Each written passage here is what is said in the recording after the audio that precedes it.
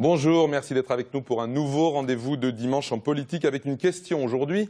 À quand la gratuité des transports scolaires pour tous les enfants de Franche-Comté et de Bourgogne? Le transport scolaire est une des nouvelles compétences de la région, transférée des départements. La gratuité était un engagement de campagne de Marie-Guilde Dufay, mais pour autant, à la rentrée prochaine, elle ne concernera que 6 départements sur 8. Les familles de Lyon et de la Nièvre qui payaient continueront à payer. Rajoutons un transfert tumultueux avec la Haute-Saône. Rajoutons aussi que la situation n'est pas la même non plus pour les enfants des villes.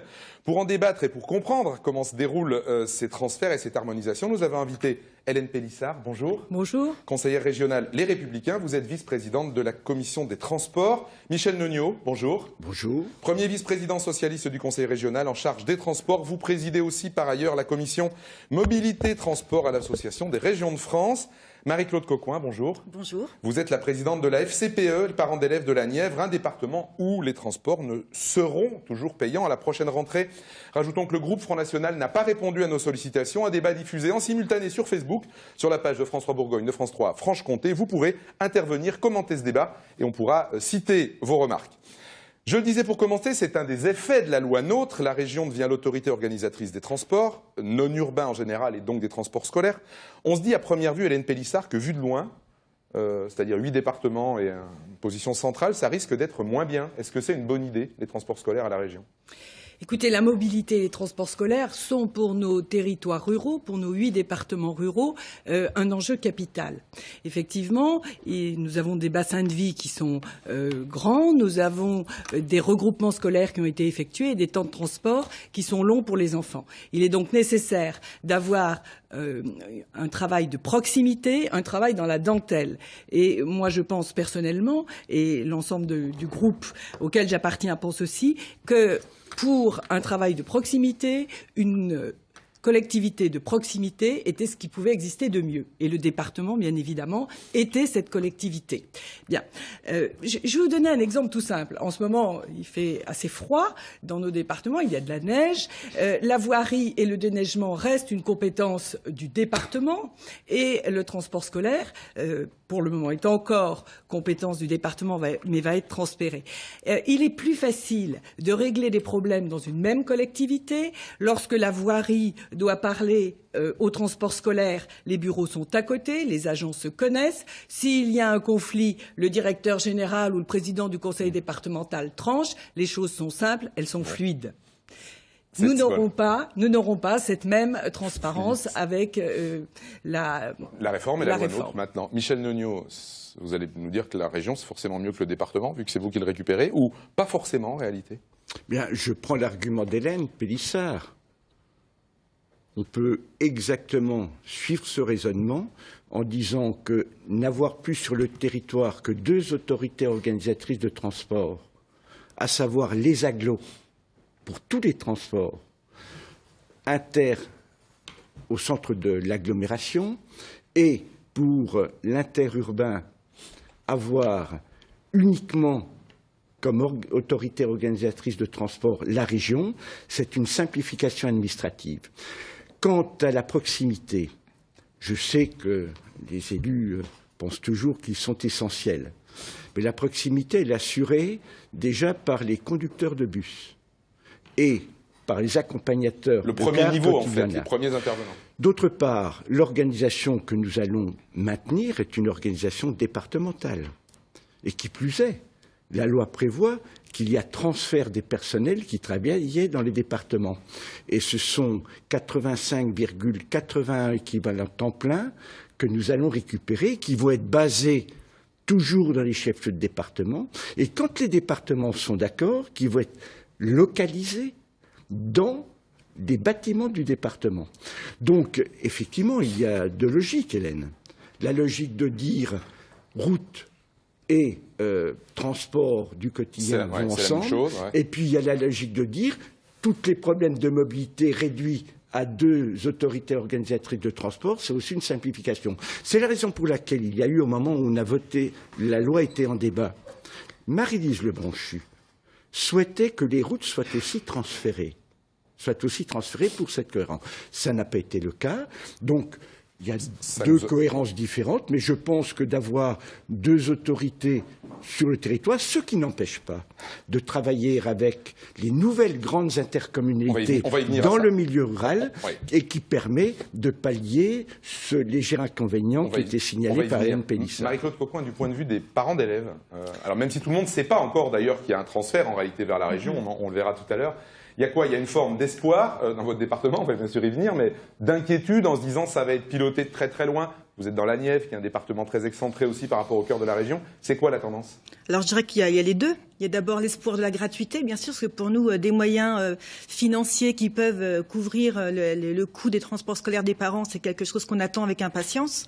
C'est vraiment pour nous un apport important, ce coût financier qui pourrait aider la Nièvre. Et d'un autre côté, c'est l'inquiétude effectivement par rapport à la proximité. Les enfants les transports scolaires sur tout notre département, c'est vrai qu'on a un interlocuteur, on le connaît, il connaît très bien le département.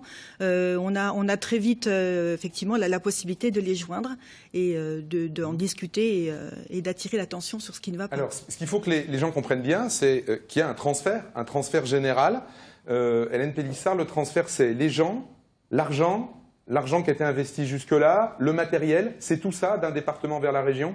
Mais oui, c'est tout ça, et c'est pourquoi quand j'entends Michel Neugnot me dire « mais ça va très bien se passer parce que de toute façon on reprend le transport mais ça ne change rien », c'est ce que vous venez de nous dire. Vous venez de nous dire ça ne change rien, ça reste dans les départements, rien ne va changer. Mais si, ça va changer. Ça va changer parce que le lien de subordination des personnels qui seront dans le département, il ne sera plus avec les responsables du département, mais responsables de la région. Obligatoirement, il y aura deux compétences, deux administrations différentes qui devront se parler et bien évidemment ça sera plus compliqué. Mais bon, c'est la loi, on va pas revenir dessus. La loi NOTRe en général... Dans votre département, vous, le Jura, ça s'est bien passé? Le transfert, mais je l'ai dit à Michel Neugnot en séance et je lui redis aujourd'hui, sur le plan financier, le transfert avec la région s'est plutôt bien passé. On a su parler, la CLERC a su définir à peu près quel était le coût du transport et il n'y a rien à dire de ce côté-là. Moi, le souci que j'ai aujourd'hui, c'est l'opérationnel. Au niveau financier, on a été, je pense, les uns et les autres des élus responsables et nous avons trouvé des solutions. D'ailleurs, vous n'avez pas trouvé, avec tous vos amis dans certains départements, les mêmes facilités. Vous me tendez la perche pour dire à Michel Neugnot, effectivement, qu'on prenait l'exemple du Jura, mais qu'il y a par exemple l'exemple de la Haute-Saône, qui est, je l'ai qualifié tumultueux tout à l'heure, le transfert. On peut le qualifier comme ça? Si vous voulez, il y a 6 mois, quand on parlait de cela, on disait que le transfert, elle était impossible à faire. Hélène Pélissard vient de le dire, dans 7 départements sur 8, cela s'est fait. J'ai dit dans le Jura. Dans 7 départements sur 8, cela s'est fait par un accord qui était validé et qui a acté un principe simple, continuité du service public et neutralité financière pour tous les intervenants. Il y a un département avec lequel nous avons quelques difficultés. La loi est plutôt bien faite puisqu'elle a prévu un arbitrage qui a été rendu. Maintenant, il faut c'est le préfet qui arbitre? C'est le préfet qui arbitre. Maintenant, il faut que cet objectif d'avoir la continuité du service public prévale par rapport à toutes les autres considérations. Marie-Claude Coquoin, vous comprenez aussi que votre département, la Nièvre, transfère, puisqu'elle ne pratiquait pas la gratuité, transfère moins d'argent à la région, du coup. C'est toujours compliqué pour nous, parce qu'on n'a pas souvent toute l'histoire. Ouais. On ne connaît pas toute l'histoire en ce qui s'est passé entre nos départements et la région. Donc nous, on va parler de ça un petit peu on va dire on est quand même très éloigné du sujet. Nous, vraiment, on est les parents de terrain et nous, ce que l'on veut, c'est que ce transfert se fasse. L'historique ne vous concerne pas trop, finalement. L'historique est compliqué, parce qu'on nous dit certainement pas tout. Et puis, en plus, on va pas à toutes les réunions. On a quand même, on n'est pas tout à fait intégré dedans, on va dire. Oui, vous n'avez pas été partie prenante dans le transfert. Du tout. On nous a pas du tout demandé notre avis. Donc, voilà, arrivé un moment, nous, on est devant le fait accompli. On nous dit, sur les 8 départements, la Nièvre et puis Lyon, vous ne passerez pas en gratuit. Donc, vous comprenez notre incompréhension et c'est pas normal, quoi. Au bout d'un moment, le quid, c'est le droit des usagers face au service public, l'égalité. Là, il y en a pas. Je pense que c'est grave ce qui se passe. Et nous, on veut absolument être comme les autres. Déjà, nos départements, la Nièvre et l'Yonne, sont des départements qui, on peut pas dire, sont riches.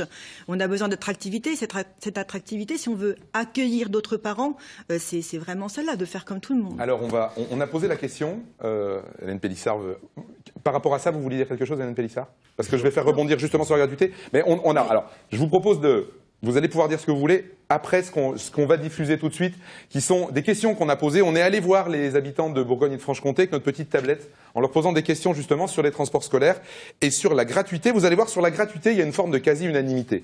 Regardez, écoutez. Savez-vous qui gère les transports scolaires? Non, j'en ai strictement aucune idée. Conseil départemental. Le département, je crois. Normalement, c'est la région. Conseil régional.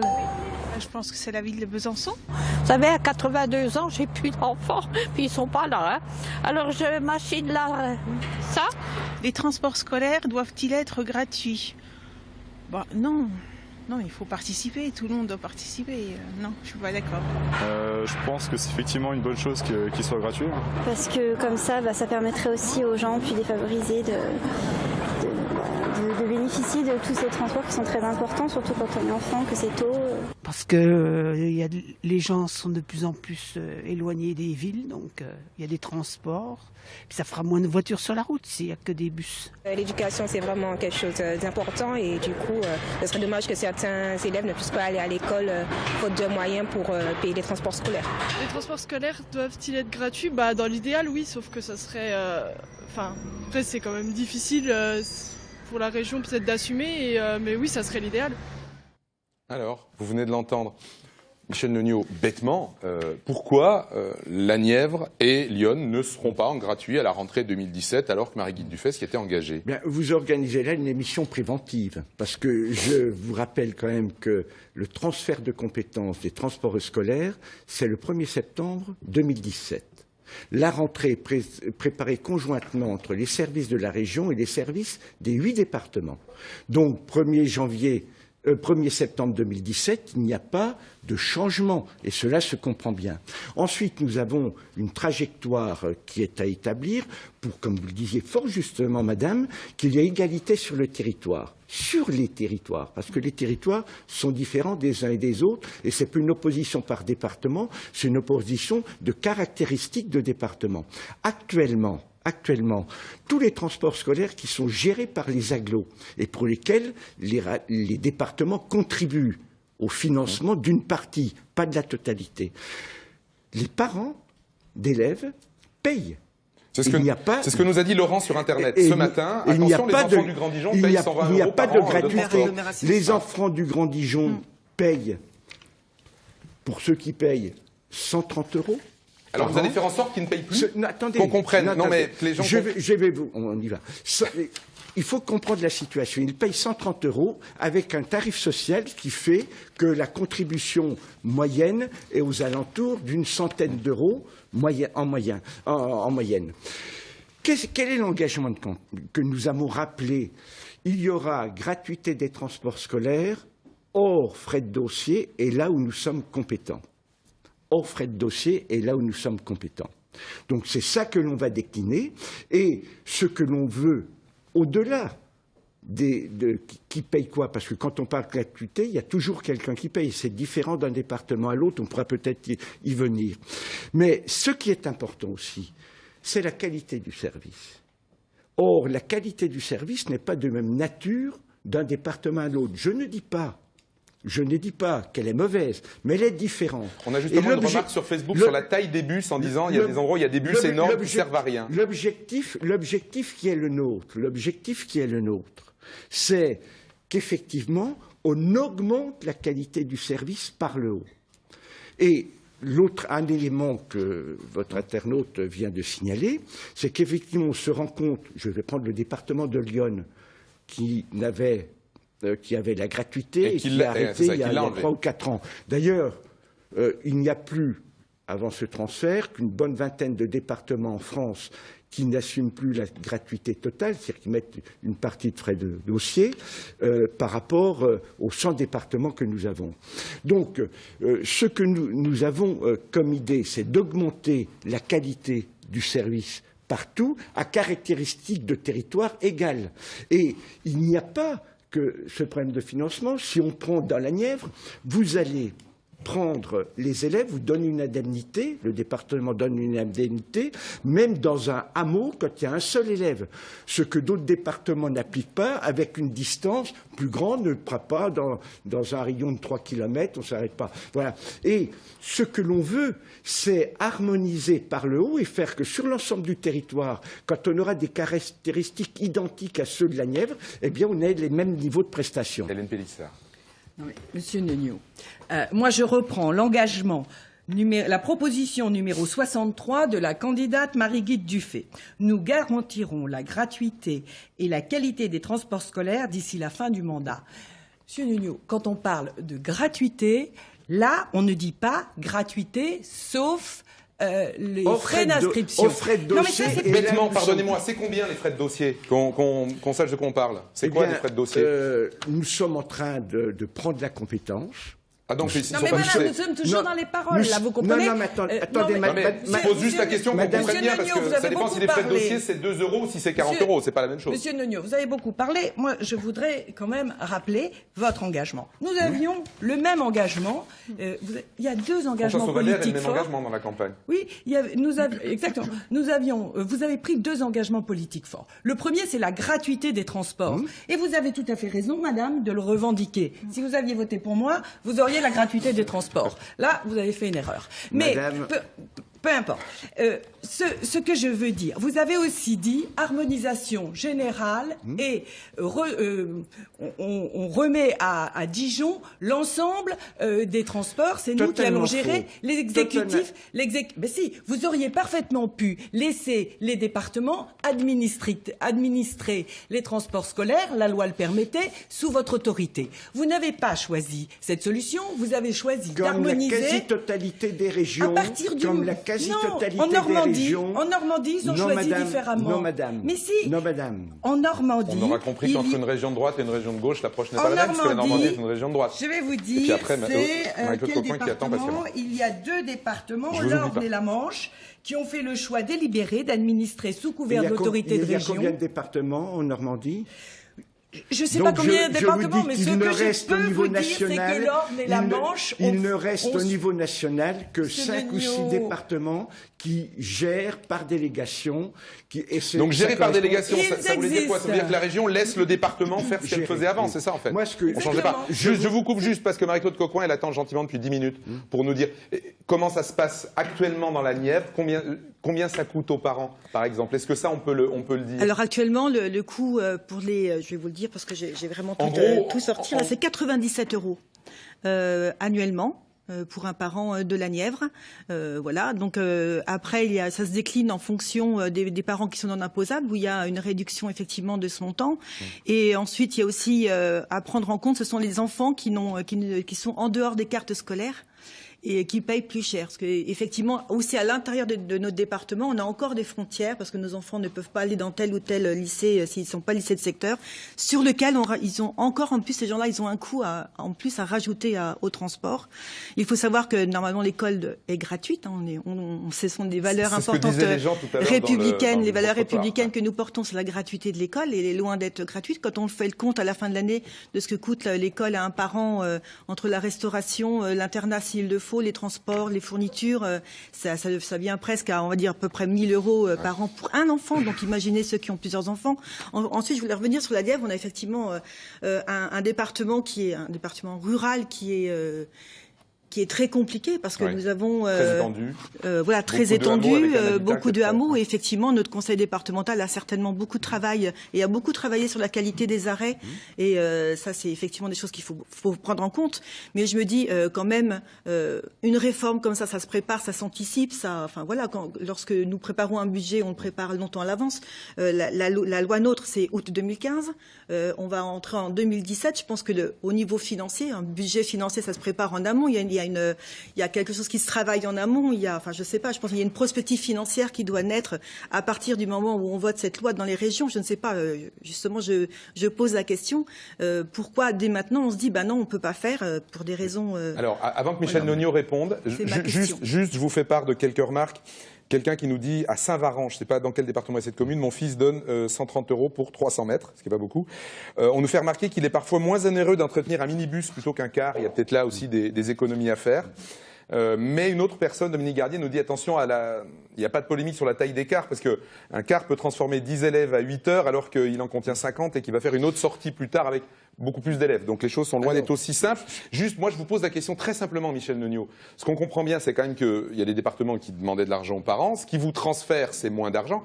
Est-ce que, de façon très prosaïque, la région Bourgogne-Franche-Comté, elle a les moyens, dans des temps prochains, de faire la gratuité pour tous les enfants de Bourgogne et de Franche-Comté? Et est-ce que ça concernera peut-être aussi les agglomérations ou pas? Alors, très simple, concernant les agglos, nous allons retransférer l'argent que les départements donnaient aux agglos à l'euro près. Donc il y aura sur l'ensemble des agglos la même tarification que celle que l'on connaît actuellement. Donc les gens qui payent sur les agglos continueront à payer? Continueront à payer sur les agglos. D'accord. Continuera à payer sur les agglos. Et alors, la Nièvre et Lyon. Et la Nièvre et Lyon. Ensuite, sur qui paye quoi dans les transports. Voilà. Il faut savoir que d'un département à l'autre, c'est totalement différent. Vous avez des départements, le vôtre, madame, où il n'y a rien demandé le Jura, on précise pour les gens. À l'infra-départemental. C'est le département qui paye tout. Vous avez d'autres départements où les intercommunalités payent une partie, c'est le cas du Vôtre, c'est le cas de la Côte d'Or, où les communes payent, c'est le cas de la Saône-et-Loire. Donc vous voyez bien, quand on parle de gratuité, je préfère savoir et vous dire qui paye quoi. Parce que le service a un coût et le problème est de savoir qui le paye. La position que nous avons est de dire la gratuité du transport est assurée, hors frais de dossier, et là où nous sommes compétents, donc pas dans les agglos, on l'a dit, ça ne sera pas modifié. Par contre, ailleurs, il y aura une participation de frais de dossier qui n'est pas neutre, parce qu'elle permet un montant, Michel Nognaud, qu'on comprenne de quoi on parle, je sais pas. Il faut que ce montant, d'après la loi, ne soit pas anecdotique, c'est-à-dire qu'il doit représenter une partie du coût de transport. Pourquoi? Parce que cela, mais j'ai précisé, parce que s'il y a une contribution légère des familles, cela permet de récupérer la TVA et avec ces recettes nouvelles, on peut augmenter la qualité du service et la mettre partout de façon égale. Donc, le montant qui est dans les départements où c'est fait, être entre 6 et 10% du coût. Mais du coup, qui doit être apprécié... on a un chiffre, entre 6 et 10% du coût. C'est quand même important. Qui doit être apprécié de façon globale, parce que Mais vous allez l'imposer à tout le monde, pardonnez-moi que je comprenne. Ça va être imposé aux 8 départements, les frais de dossier? Oui, d'accord. Parce que dans le département de la Nièvre, le coût moyen d'un élève est aux alentours de 1 800 €. Parce que la qualité du service et de la proximité est très forte. Dans un département où la part du rural est moindre, là, le coût peut être de 700-800 €.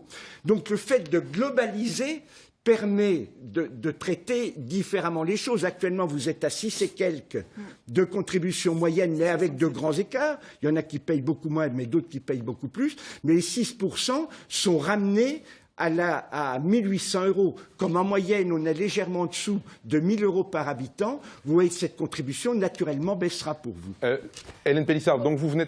Oui. Ça veut dire que les départements où c'était complètement gratuit paieront maintenant des frais de dossier, vous l'avez compris, et puis vous allez nous dire ce que vous en pensez. Non, mais je viens d'apprendre quand même quelque chose qui est renversant, Monsieur Nognaud. Vous venez de nous dire que tous les départements vont maintenant être traités comme Lyon et comme la Nièvre. Non. Attendez, Monsieur Nognaud, vous venez de parler fort longuement. Oui. Laissez-moi la parole. 6% en moyenne dans votre département, madame. C'est ce que vous nous avez dit. Oui, tout à fait. Vous nous avez dit que la contribution et les frais de dossier représenteraient environ 6 à 8% du prix du transport. Vous venez de le dire. Moi, c'est ce que je vous ai dit. C'est ce que j'ai entendu. Ce que je vous ai dit, c'est que dans l'état actuel des textes, pour pouvoir récupérer la TVA et améliorer partout les frais, améliorer partout, il faut que les frais de dossier... Il nous reste 2 minutes 30 d'émission, donc il va falloir aller à l'essentiel et que Marie-Claude Coquoin puisse nous dire ce qu'elle pense de cette solution en frais de dossier. Très vite, Monsieur Neugnot, quand on prévoit un programme électoral, on va jusqu'au bout. Vous n'aviez pas le droit de dire que ce serait des transports gratuitement. Et nous vous demandons que dans notre département soit préservée la qualité du service. Elle sera augmentée, madame. Elle sera J'attends de voir, parce que là, j'ai quand même eu aujourd'hui deux mauvaises nouvelles. Marie-Claude Coquoin, gratuité mais frais de dossier, est-ce que ça vous semblerait mieux ou pas acceptable? Non, pour nous, on veut la gratuité. On veut que vraiment que ce choix politique de la gratuité soit mené au bout par nos élus. Et voilà, on défendra vraiment jusqu'au bout cette gratuité. Et c'est bien dommage que... Ce qui est annoncé, c'est-à-dire gratuité du transport mais frais de dossier, pour tout le monde, ça vous semble mieux que ce que vous aviez avant ou pas acceptable? Pour nous, ça ne changera pas grand-chose. Si, ça changera parce que ça diminuera, parce que le taux que je vous ai donné, qui est le taux pour récupérer la TVA, c'est-à-dire entre 6 et 10%, sur une base moindre, vous fera diminuer pour vous. Un mot tout de même, Michel Neugnot. Un échéancier, une date. Rentrée 2018, rentrée 2019. Nous sommes en compétence au 1er septembre. Nous allons travailler sur 2018.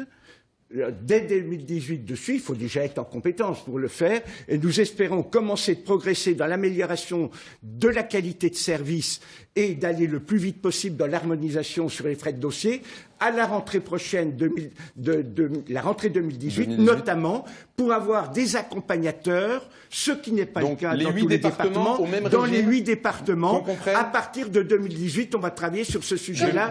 L'accompagnateur dans les régions, je suppose. Comme pour la taxe grise, comme pour la taxe sur les cartes grises, où toutes les augmentations, Monsieur Neugnot, se font à la hausse. Non, madame, la qualité du service va être augmentée partout.